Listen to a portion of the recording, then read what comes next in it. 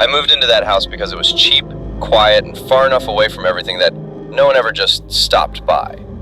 It sat at the end of a narrow street in a small town in the Midwest, the kind of place where most houses looked the same and people waved without really knowing your name. I rented it alone. No roommates, no pets, just me. That was important to me back then. I needed quiet. I needed predictability. I worked remotely for a logistics company based out of Illinois, so my days followed a strict routine. Wake up around 7:30, coffee in the kitchen, laptop open by 8. Lunch at noon, dinner late. Bed whenever my eyes finally gave up. The house was perfect for that kind of life. 2 floors, old but clean, a basement I never used, and an attic I never went into. Just empty space. Or so I thought. The first few weeks were uneventful. Too uneventful, honestly. At night, the neighborhood went silent in a way that felt unnatural. No sirens, no traffic, just wind through trees and the occasional creak of the house settling. I got used to that sound quickly. Old houses always make noise. Anyone who's lived in one knows that. Pipes knock, wood expands, floorboards complain. None of it bothered me. I was always alone in that house. I knew that the way you know something without ever questioning it. The locks were solid. The windows were intact. I never noticed anything out of place. Every night, before going upstairs to sleep, I did the same thing without even thinking about it. Checked the front door, the back door, turned off the lights, and climbed the stairs. The first strange thing happened on a Sunday evening. I remember it clearly because Sundays were the only days my routine broke.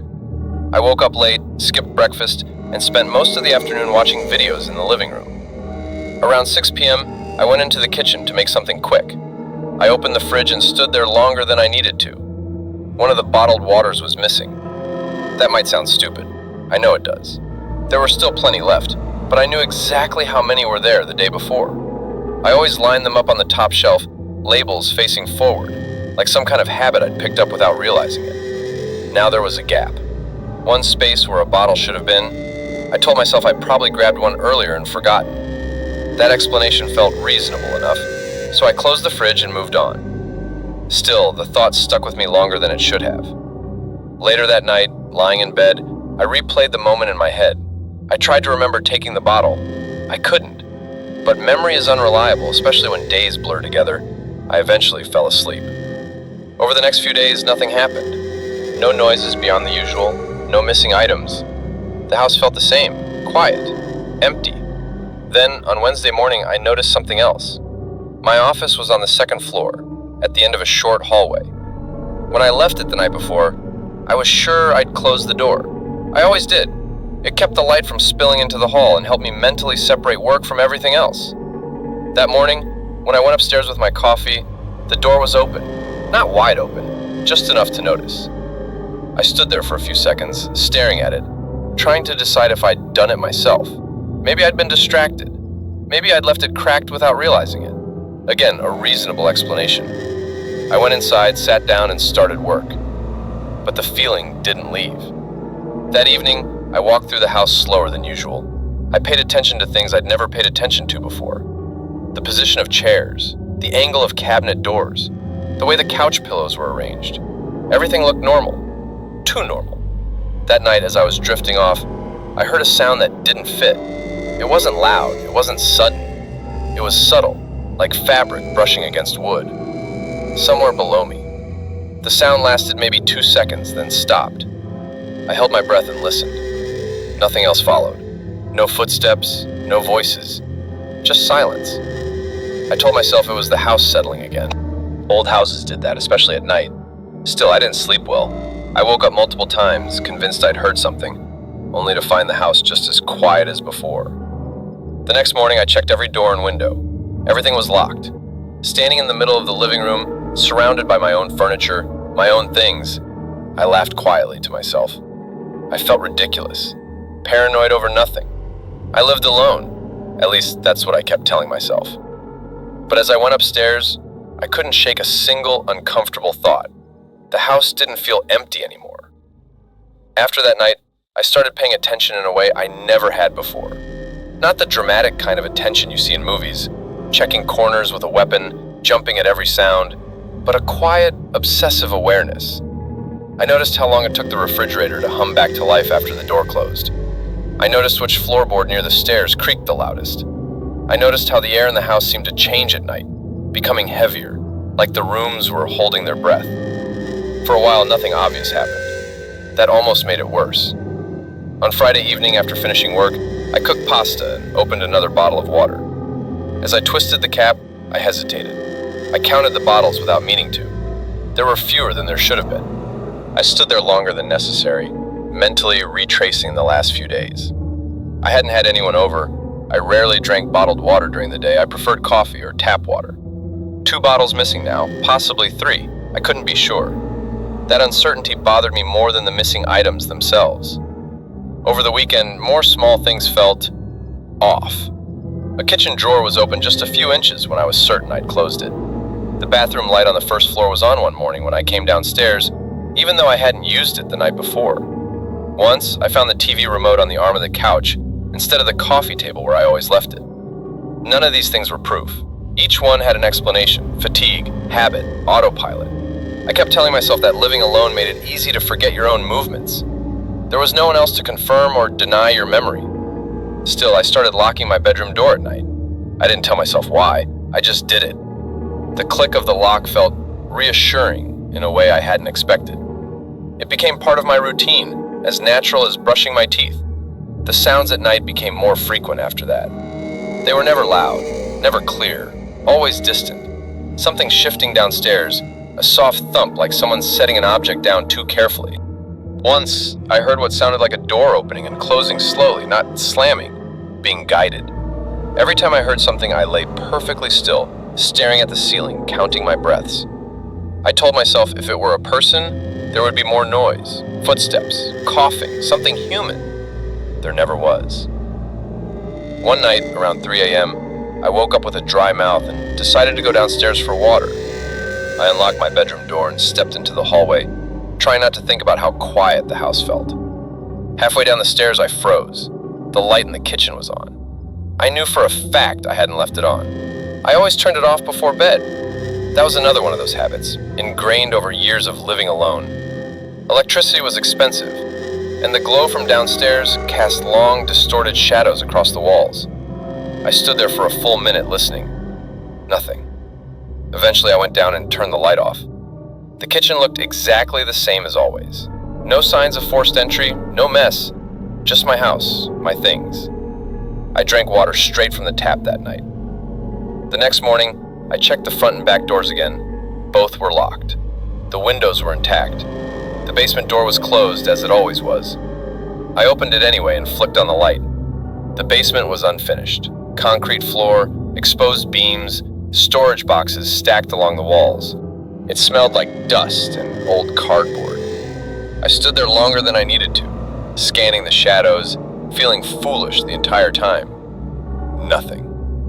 Work became harder to focus on. I found myself pausing mid-sentence while typing emails, listening for sounds that weren't there.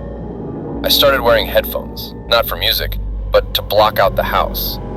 When I took them off, the silence felt too sharp. By the following week, I was sleeping less. My dreams were shallow and restless, filled with half-formed images of doorways and dark rooms. I woke up every morning feeling like I hadn't rested at all. That was when I noticed the food. Not just water this time. One evening, I reached into the pantry for a granola bar I liked. The box felt lighter. I counted again, slower. 2 missing. I knew I hadn't eaten them. I checked the trash out of reflex. Nothing. My chest tightened in a way I couldn't ignore anymore. Food doesn't disappear by accident. I stood alone in the kitchen, staring at shelves that suddenly didn't feel like mine anymore. Every logical explanation I'd been leaning on started to crack. Forgetfulness didn't explain lights turning on. Fatigue didn't explain missing food. That night, instead of going to bed, I sat on the couch with all the lights on. I didn't turn on the TV, I just listened. Sometime after midnight, I heard it again. A sound from upstairs this time. Soft. Controlled. Like someone walking very carefully, trying not to be heard. I didn't move. I didn't breathe. I just sat there, staring at the staircase, finally thinking the thought I'd been avoiding for days. What if I wasn't forgetting anything at all? After that night, the house changed. Not in any way I could point to or explain. The walls didn't move. The layout stayed the same. My furniture was exactly where I left it, but the feeling, the quiet certainty that had followed me since I moved in was gone. In its place was something watchful, something patient. I stopped walking through rooms without turning on the lights. During the day, I could almost convince myself I was overreacting. Sunlight filled the windows, casting familiar shapes across the floors. The sounds outside, cars passing, a dog barking somewhere down the street, anchored me to reality. But as soon as evening came, the house felt like it was shrinking, closing in around me. I started closing doors I'd never closed before. The bathroom door stayed shut, the guest room stayed shut. Even the basement door, which I rarely thought about, began to bother me. Every time I passed it, I caught myself staring at the handle, waiting for it to turn. It never did. Still, I began checking the locks multiple times a day. Once in the morning, once before dinner, once before bed. I told myself it was just a precaution. Plenty of people double-checked their locks. That didn't mean anything. What bothered me more was how aware I felt when I wasn't looking. There were moments, brief, fleeting moments, when I would be sitting at my desk or on the couch and feel an unmistakable pressure between my shoulder blades. That sensation you get when someone is standing behind you, watching you. Every time I turned around, there was nothing there. At night, the sounds became more distinct, not clearer, just closer. I heard movement on the stairs one evening, slow and deliberate, each creak spaced evenly apart, like someone testing where to step. I froze in my chair, heart pounding so loudly I was sure it would give me away. The sound stopped halfway up. I waited. Minutes passed. My legs started to ache from holding still. Eventually, I convinced myself I had imagined it. I went to bed with the lights on that night. Sleep came in fragments. I woke up repeatedly, convinced I'd heard breathing that wasn't my own. Once I thought I heard a soft exhale right outside my bedroom door. When I finally worked up the courage to open it, the hallway was empty. The lock on my door hadn't been touched. That was when I started to think about space. The house was older than I was, built decades before anyone thought about open floor plans or minimalism. There were awkward angles, narrow closets, and a crawl space I'd noticed once during the move but never checked. I tried not to think about how many places a person could hide if they wanted to. I avoided the attic entirely. I told myself it was just storage space, full of insulation and dust. But every time I looked up at the ceiling, I imagined someone lying there in the dark, listening to my footsteps below. One evening, I came home from the grocery store and noticed something that finally broke through my denial. My shoes weren't where I'd left them. I always kicked them off by the front door, toes pointing toward the wall. It was a small thing, but it was another habit. One of those automatic actions you never question. That day, they were neatly aligned side by side. Someone had moved them. I stood there for a long time, keys still in my hand, staring at the shoes. The house was silent, too silent. I didn't step inside right away. I listened for movement, for breathing, for anything that would confirm I wasn't alone. Nothing. I went through every room that night, light by light. The kitchen, the living room, the guest bedroom, the bathroom, the basement again. I checked behind shower curtains, inside closets, under beds, every space that could hold a person. I found nothing. And yet, when I finally sat down, my hands were shaking. That night, I didn't turn off the lights. I didn't lock myself in my bedroom. I stayed on the couch facing the staircase, phone in my hand, volume turned up just enough to drown out the silence. Sometime after midnight, I felt it again. That pressure, that awareness. I looked up at the stairs and realized something that made my stomach drop.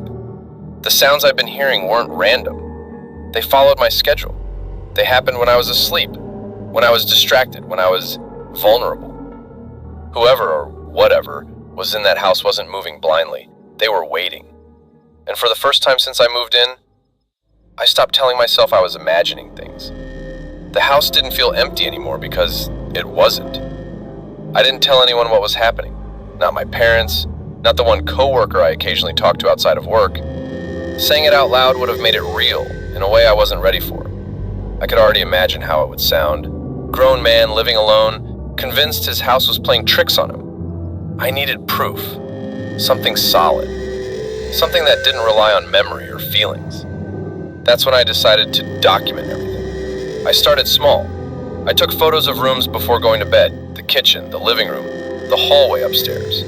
I made sure cabinet doors were closed, chairs pushed in, lights turned off. I checked the timestamps twice before setting my phone down for the night. The first night, nothing changed. The second night, I woke up around 2:40 a.m. with that same sense of pressure, like the air in the room had shifted. I stayed still, listening. The house was quiet. Too quiet. In the morning, I compared the photos. Everything matched. I almost felt relieved. That feeling didn't last.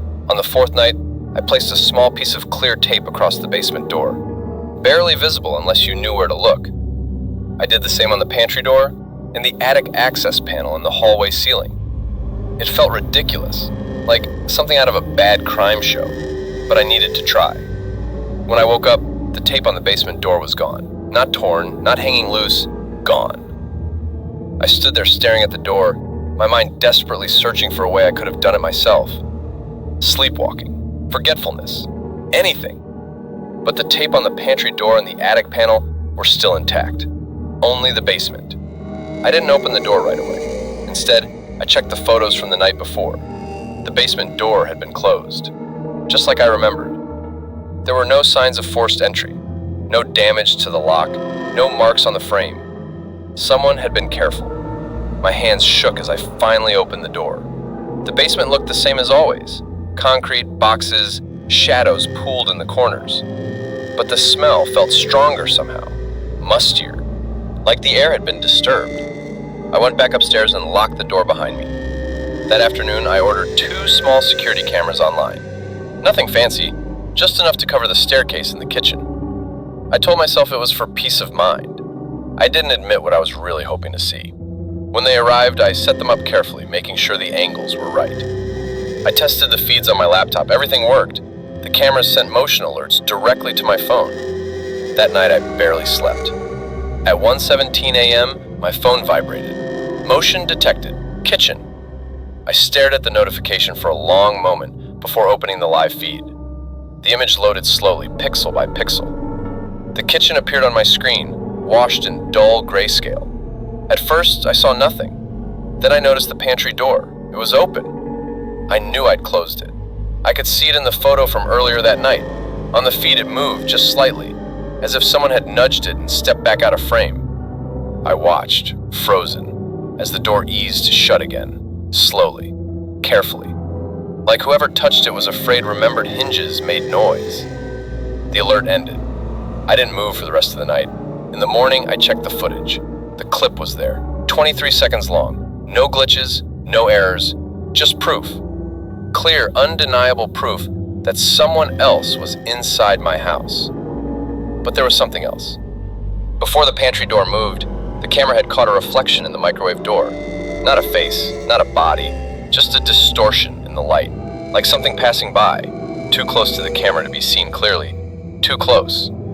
I unplugged the cameras that day, not because they didn't work, because I realized something that made my stomach turn. Whoever was in the house knew exactly where not to stand. They avoided the camera's field of view almost perfectly. The movement was intentional, controlled. This wasn't someone wandering around aimlessly. This was someone who understood the space better than I did. That night, I sat on the edge of my bed with my phone in my hand, staring at the door. I thought about calling the police. I imagined trying to explain what I'd seen, how long it had been happening, how I didn't know who it was or where they were hiding. I didn't make the call, because deep down, another thought had started to form. If someone was living in my house, really living there, then they weren't just watching me, they were learning me. And the scariest part wasn't that I had proof anymore, it was that I had no idea how long they'd already been there. After I unplugged the cameras, the house felt different again, not quieter, not louder, just aware. It was like removing the cameras had taken away the last illusion of control I had. I told myself I'd done it because they weren't safe, because whoever was in the house knew how to avoid them. That was true. But there was another reason I didn't want to admit. I was afraid of what I might see next. Once you confirm something is real, you can't unsee it. You can't pretend anymore. And pretending had been the only thing keeping me functional. I started noticing patterns. The missing food wasn't random. It was always small amounts, never enough to be obvious right away. Never anything that would spoil quickly. Dry snacks, bottled water, things that could be taken silently and stored. Nothing valuable ever went missing. Not my laptop, not my wallet, not even spare change. Whoever it was didn't want to be noticed. They wanted to stay. The sounds followed the same logic. I never heard movement when I was standing or walking around. It only happened when I was still, when I was asleep, when I had headphones on, when my attention was elsewhere.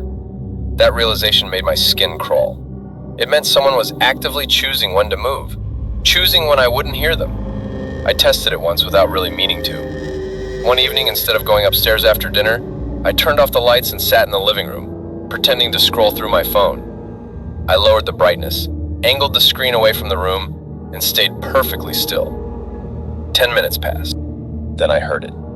A soft sound from upstairs, a shift of weight, a careful step. I didn't react. I didn't even blink. I just listened. The sound stopped almost immediately. Whoever was up there had noticed the change. They had sensed that something was wrong, that I was still awake.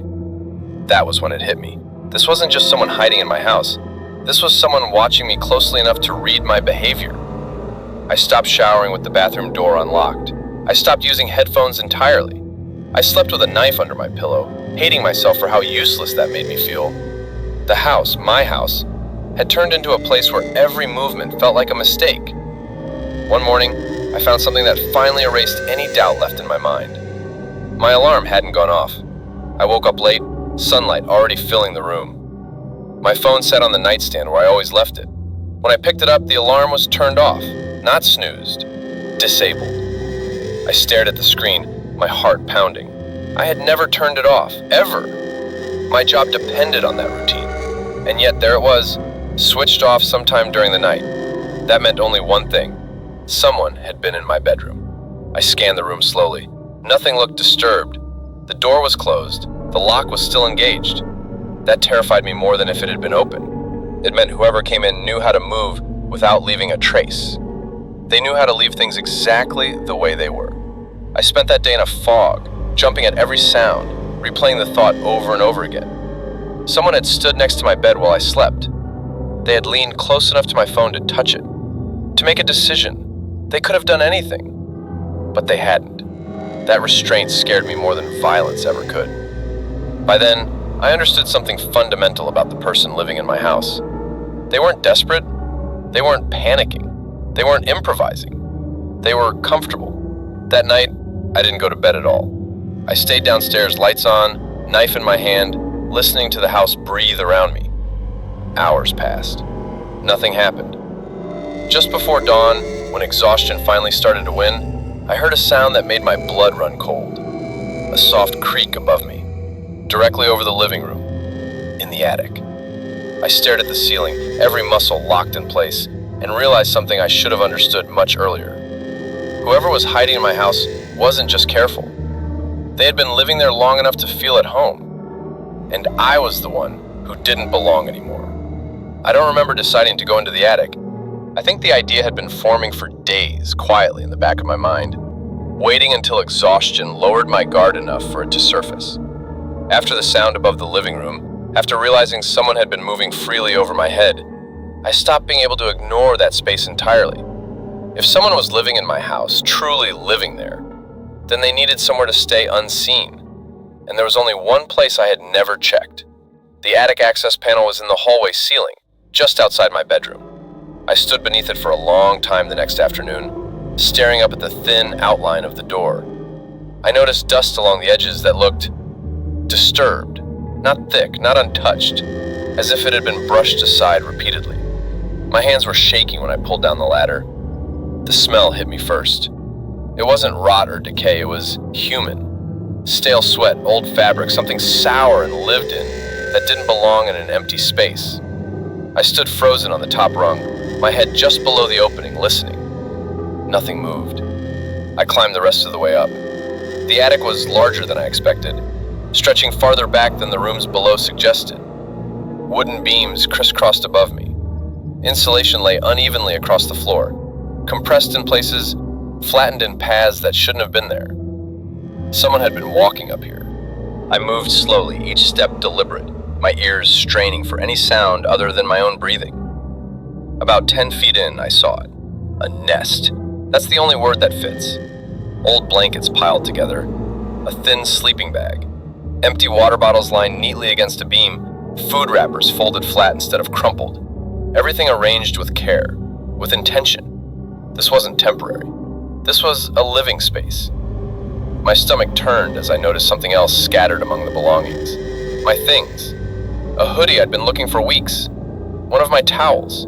A phone charger identical to the one plugged in next to my bed. He hadn't just been stealing food, he had been collecting me. Near the far wall, I found a notebook. My hands hesitated before touching it, as if the paper itself might react. When I opened it, my breath caught in my throat. Dates, times, my schedule. When I left the house, when I came back, when I slept. Notes about which lights I turned off first, how long I stayed in the shower, when I worked late. There were comments written in the margins, observations, adjustments. He knew me better than I knew myself. That was the moment the fear shifted into something colder, heavier.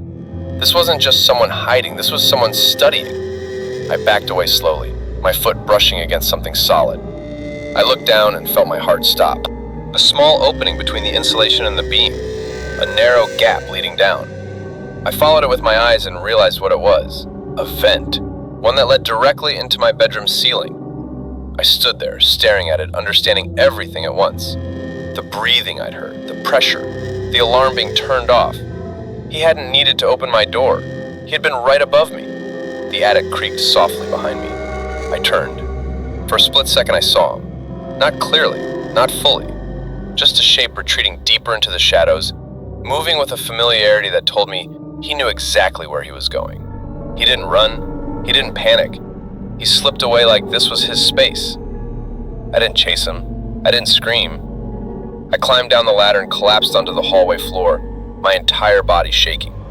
I locked myself in the bathroom and stayed there until my phone buzzed in my hand, unread notifications piling up while I tried to breathe. When I finally left the house, I didn't pack. I didn't take anything but my phone and my keys. I never went back inside. Later, much later, I would learn that the police called it something clinical, something detached, a term that made it sound rare, almost interesting. To me, it was simpler.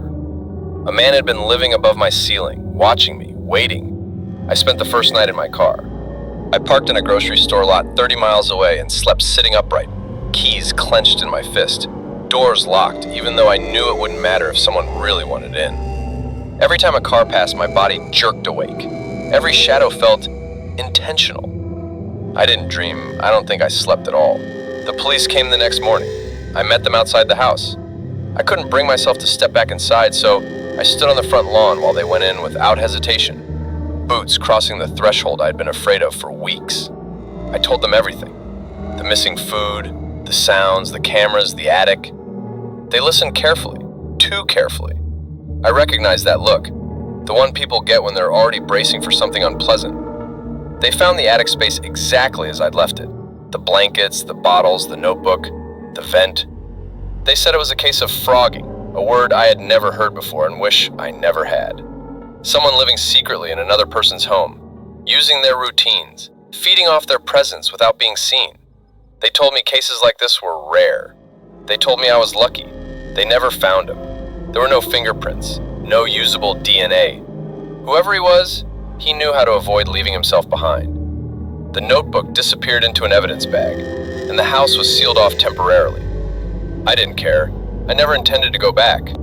I stayed with a friend for a while, then a short-term rental, then another. I couldn't settle anywhere for long. Every place felt temporary, like I was just passing through. I slept lightly. I memorized exit points. I checked ceilings without realizing I was doing it. People told me it would fade. They were wrong. What changes after something like that isn't fear. Fear fades. What stays is awareness. A constant low-level understanding that privacy is an illusion, that walls are thinner than you think, that space can hide things. I stopped trusting silence. Empty rooms made my skin crawl. I started leaving lights on, even during the day. I couldn't sleep in complete darkness anymore. When I did sleep, I dreamed of narrow spaces and breath above my head. Months later, the police called. They told me they had found him. He'd been caught in another house, 2 states away. Different family, same method. Attic access, vents, careful movement, observation. He'd been doing it for years. They said he never intended to hurt anyone. That was supposed to make me feel better. It didn't, because intent didn't change the reality of what he'd done, of what he'd taken, of the fact that he had stood over me while I slept, making decisions about my life without my knowledge. I was never just alone in that house. I was being shared. I moved again after that. A smaller place. New locks. No attic. No basement. I still check. Every night. Every ceiling. Every door. Sometimes when the house is quiet, I catch myself holding my breath, listening for something that isn't there anymore. And that's the worst part. Even now, knowing he's gone, knowing he can't come back, I still feel it sometimes. That pressure. That awareness. Like someone is just out of sight, waiting for me to stop paying attention. I survived. That's the only good thing I can say about any of it. Because once you realize someone can live with you without your knowledge, you never truly feel alone again.